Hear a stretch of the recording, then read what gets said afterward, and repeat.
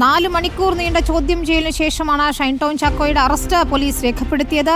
ചോദ്യം ചെയ്യലിൽ ആദ്യം ലഹരി സംഘങ്ങളുമായുള്ള ബന്ധം നിഷേധിച്ചെങ്കിലും തെളിവുകളാണ് ഷൈന് തിരിച്ചടിയായത്. ഫോൺ കോൾ രേഖകളും സന്ദേശങ്ങളുമാണ് നിർണായകമായത്. സിനിമാ സെറ്റിൽ തന്നോടുണ്ടായ എതിർപ്പാണ് നടി വിൻസിയുടെ പരാതിക്ക് പിന്നിലെന്നും ഷൈൻ പോലീസിനോട് പറഞ്ഞിട്ടുണ്ട്.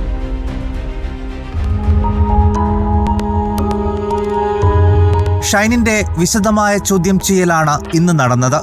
ഹോട്ടലിൽ നിന്നും ഇറങ്ങിയോടിയത് ആക്രമിക്കാൻ വന്ന ഗുണ്ടകളെന്ന് തെറ്റിദ്ധരിച്ചെന്നായിരുന്നു ഷൈൻ ടോം ചാക്കോ ആദ്യം ചോദ്യം ചെയ്യലിൽ പറഞ്ഞത്. പക്ഷേ കൃത്യമായ തെളിവുകൾ നിരത്തിയുള്ള പോലീസ് ചോദ്യം ചെയ്യലിൽ ഷൈന് പിടിച്ചു നിൽക്കാനായില്ല. ഫോൺ രേഖകളും വാട്സാപ്പ് ചാറ്റും ഗൂഗിൾ പേയിൽ നിന്നുമടക്കമുള്ള വിവരങ്ങളടക്കം ശേഖരിച്ചായിരുന്നു പോലീസ് ഷൈൻ ടോം ചാക്കോയെ ചോദ്യം ചെയ്തത്. ഇതോടെ ഷൈൻ പതറി. പോലീസിന്റെ തുടർ ചോദ്യങ്ങൾക്ക് മുന്നിൽ ലഹരി ഉപയോഗമടക്കം നടൻ തുറന്നു പറഞ്ഞു. ഷൈനിന്റെ മൊഴികളിൽ ഏറ്റവും പ്രധാനമായത് ലഹരി ഇടപാടുകാരനായ സജീറിനെ അറിയാമെന്നതാണ്. സജീറുമായുള്ള പണമിടപാടും ഷൈന് കുരുക്കായി. സജീറുമായി അടുത്ത ബന്ധമാണ് ഷൈനുള്ളത് എന്ന് ചോദ്യം ചെയ്യലിൽ സ്ഥിരീകരിച്ചതോടെയാണ് അറസ്റ്റിലേക്ക് പോലീസ് നീങ്ങിയത്. താൻ നിരന്തരം ലഹരി ഉപയോഗിക്കുന്ന ആളാണെന്നും കഞ്ചാവും മെത്താഫിറ്റമിനുമാണ് ഉപയോഗിക്കുന്നതെന്നും ഇത് എത്തിച്ചു നൽകുന്നത് സിനിമയിലെ അസിസ്റ്റന്റുമാരാണെന്നും ഇറങ്ങിയോടിയ ദിവസം ലഹരി ഉപയോഗിച്ചിട്ടില്ല എന്നും ഷൈൻ പോലീസിന് മൊഴി നൽകി. ആലപ്പുഴ ഹൈബ്രിഡ് കേസ് പ്രതിയായ തസ്ലീമയെ അറിയാമെന്നും ഫോണിൽ നിരന്തരം ബന്ധപ്പെട്ടിട്ടുണ്ടെന്നും കൂടി ഷൈൻ പോലീസിനോട് സമ്മതിച്ചതോടെ കുരുക്ക് മുറുകി. റിപ്പോർട്ടർ, കൊച്ചി. ലഹരി ഇടപാടുകാരൻ സജീറുമായി ബന്ധമുണ്ടെന്ന് സമ്മതിച്ചിരിക്കുകയാണ് ഷൈൻ ടോം ചാക്കോ. 20,000 രൂപയുടെ സാമ്പത്തിക ഇടപാടുകൾ ഇരുവരും തമ്മിൽ നടത്തിയെന്നും കണ്ടെത്തിയിട്ടുണ്ട്. മെത്താഫെറ്റമിനും കഞ്ചാവും ഉപയോഗിക്കാറുണ്ടെന്നും ഹോട്ടലിൽ നിന്ന് ഇറങ്ങി ഓടിയ ദിവസം ലഹരി ഉപയോഗിച്ചിട്ടില്ല എന്നുമാണ് ഷൈൻ നൽകിയിരിക്കുന്ന മൊഴി.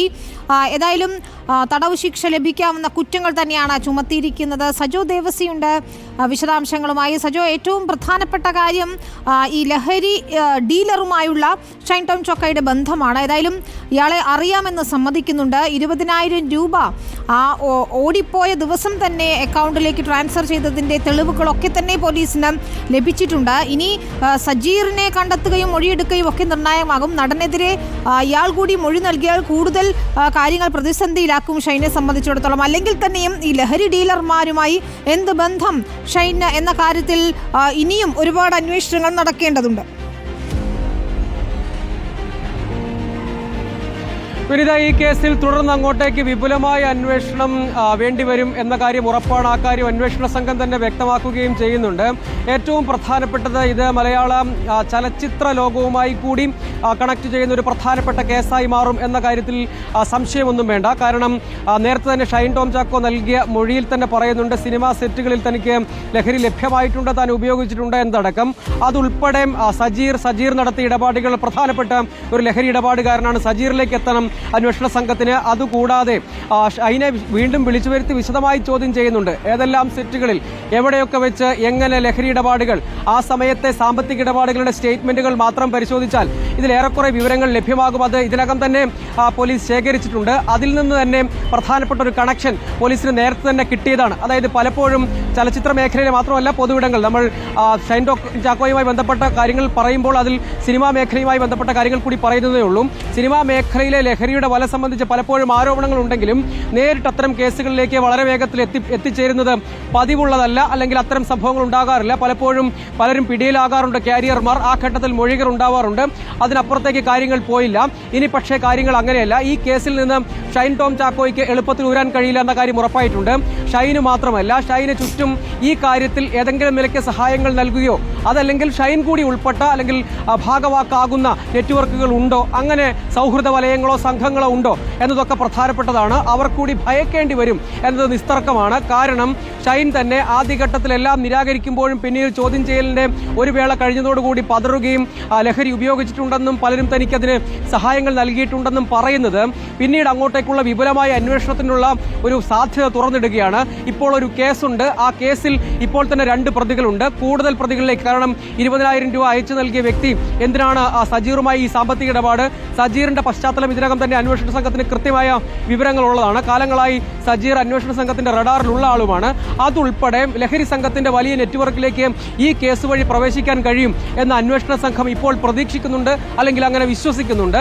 അതിനുവേണ്ടിയുള്ള നീക്കമാണ്. അപ്പോൾ ഷൈൻ ടോം ചാക്കോ മാത്രമല്ല, അതിൽ ആരൊക്കെ ഈ എല്ലാ ലഹരി സംഘങ്ങളും വലിയ നെറ്റ്വർക്കായാണ് പ്രവർത്തിക്കുക. അവർ അതിന്റെ എൻഡ് യൂസർ എന്നത് മാത്രമല്ല, എൻഡ് യൂസറിന് അപ്പുറത്തേക്ക് വിൽപ്പന നടത്തുന്നവർ, കച്ചവടം നടത്തുന്നവർ, അവർ ഇരകളെ അല്ലെങ്കിൽ ഉപയോഗിക്കുന്നവരെ കണ്ടെത്തി അവരിലേക്ക്, ഉപഭോക്താക്കളിലേക്ക് എത്തുകയാണ് ചെയ്യുക. അങ്ങനെ വലിയൊരു കുറ്റകൃത്യത്തിന്റെ നെറ്റ്വർക്കാണ്. ഒരു വ്യക്തി മാത്രമായി ബ്ലെയിം ചെയ്യപ്പെടുന്ന ഒന്നല്ല ഒരു ലഹരി കേസും. അതുകൊണ്ട് തന്നെ അതിന്റെ വിപുലമായ സാധ്യതയിലേക്ക് തുറക്കുകയാണ്. അത് സിനിമാ മേഖലയ്ക്കും അതിന് പുറത്തേക്കും ഷൈനിലൂടെ പുതിയൊരു കേസ് വഴി തുറക്കുകയാണ് എന്നതാണ് ഇതിൽ ഏറ്റവും പ്രധാനമായി നമ്മൾ കാണേണ്ടത്. ഷൈൻ എന്ന വ്യക്തിയിൽ മാത്രം കേന്ദ്രീകരിക്കുന്നതോ തുടങ്ങുന്നതോ അവസാനിക്കുന്നതോ അല്ല ഈ ലഹരി കേസ് എന്നതാണ് ഇതിൽ ഏറ്റവും പ്രധാനമായി കാണേണ്ടത്. കാരണം നാളുകളായി തന്നെ ഷൈൻ പലപ്പോഴും ആരോപണ നിഴലിൽ നിന്നിട്ടുണ്ട്, കേസിലൊരു തവണ പെട്ടിട്ടുണ്ട്. പക്ഷേ ഈ കേസിന്റെ സ്വഭാവവും രീതികളും അങ്ങനെയല്ല. ഇതിൽ പക്ഷേ തൊണ്ടി മുതലില്ല എന്നതും ഇപ്പോൾ സ്റ്റേഷൻ ജാമ്യം ലഭിക്കുന്നതും ഷൈൻ ഒട്ടും ആശ്വാസം പകരുന്ന കാര്യമല്ല എന്നത് നിസ്തർക്കമാണ്. അതിന്റെ പ്രധാനപ്പെട്ട കാര്യം, വീണ്ടും ചോദ്യം ചെയ്യാൻ വിളിച്ചത് തന്നെ മറ്റു ചില കേസുകളിലെ മൊഴികൾ കൂടി അന്വേഷണ സംഘം ശേഖരിച്ചിട്ടുണ്ട്. അതുമായി കണക്ട് ചെയ്തുള്ള ചോദ്യങ്ങൾ ഉണ്ടാകും. അതുകൂടാതെ ഷൈൻ നേരത്തെ തന്നെ സമ്മതിച്ച കാര്യങ്ങളിൽ, സെറ്റുകളിൽ ഉപയോഗിച്ചിട്ടുള്ള ചില സഹപ്രവർത്തകർ തനിക്ക് ആ ലഹരി എത്തിച്ചു നൽകിയിരുന്നു എന്ന് പറഞ്ഞു. അങ്ങനെയെങ്കിൽ അവരാരെല്ലാമാണ്? അവർക്ക് ലഹരി നൽകുന്നത് ആരാണ്? സ്ഥിരമായി സിനിമാ സെറ്റുകളെ ലക്ഷ്യമിട്ട് പ്രവർത്തിക്കുന്ന ലഹരി സംഘങ്ങളുണ്ടോ? അവർ ഏതെല്ലാം താരങ്ങൾക്ക് ലഹരി എത്തിച്ചു കൊടുക്കുന്നു? നിയമവിരുദ്ധമായി ഏതെല്ലാം സ്ഥലങ്ങളിൽ, ഇടങ്ങളിൽ ലഹരി ഉപയോഗിക്കുന്നുണ്ട്? ഇതുകൂടാതെ പോലീസ് പരിശോധനയെയും എക്സൈസ് പരിശോധനയും വെട്ടിക്കാൻ എന്തെല്ലാം മാർഗങ്ങൾ ഉപയോഗിക്കുന്നുണ്ട്? നേരത്തെ ഈ എഫ്ഐആറിൽ തന്നെ പറയുന്നത് പോലെ കൊച്ചിയിലെ ഹോട്ടലിൽ റൂം എടുത്തത് ലഹരി ഉപയോഗം അല്ലെങ്കിൽ അതുമായി ബന്ധപ്പെട്ട ഗൂഢാലോചനയ്ക്ക് വേണ്ടിയാണെന്ന് പറയുന്നുണ്ട്. അങ്ങനെയെങ്കിൽ ഏതെല്ലാം സ്ഥലങ്ങൾ ഇങ്ങനെ തെരഞ്ഞെടുക്കുകയും അത് നിശ്ചയിക്കുകയും നിർണ്ണയിക്കുകയും ചെയ്യുന്നത് ആരാണ്?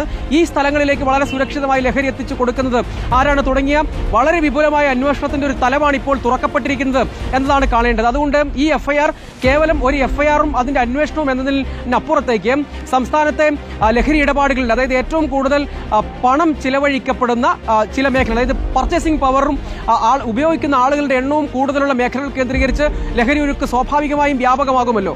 അപ്പോൾ അങ്ങനെ ഒരു ഇടമാണ് ചലച്ചിത്ര മേഖല എന്നത് ഇതിനകം തന്നെ വ്യക്തമായിട്ടുള്ളതാണ്. ആ മേഖലയിലേക്ക് കുറെ കൂടി വിപുലമായ, കുറെ കൂടി വെളിച്ചം വീശുന്ന, അവിടുത്തെ കച്ചവടങ്ങളിലേക്കും ഇടപാടുകളിലേക്കും രഹസ്യ സംഘങ്ങളിലേക്കും കൂടുതൽ വെളിച്ചം വീശുന്ന ഒരു കേസായി ഷൈൻ ടോം ചാക്കോ പ്രതിയായ ഈ കേസ്, അതായത് ഷൈൻ ടോം ചാക്കോ ഒന്നാം പ്രതിയായ ഒരു ലഹരി കേസാണ് ഇപ്പോഴുള്ളത്. ഇതിൽ പക്ഷേ ഇപ്പോൾ നിലവിൽ 2 പ്രതികളാണുള്ളത്. ആ 2 പ്രതികളിൽ തീരുന്ന ഒരു കേസാവില്ല. ഈ കേസ് മാത്രമല്ല, ഇതിന്റെ അനുബന്ധമായി മറ്റു കേസുകൾ കൂടി വരികയും അതിൽ കൂടുതൽ പ്രതികളും അതിൽ ബന്ധമുള്ള ആളുകളിലേക്കുമൊക്കെ ഈ അന്വേഷണം നീളും. അതുകൊണ്ട് നടൻ ഷൈൻ ടോം ചാക്കോ ഒന്നാം പ്രതിയായ ഈ ലഹരി കേസ് എന്നത് കേവലമായ ഒരു കേസായി ഇപ്പോൾ കാണാൻ കഴിയുകയില്ല.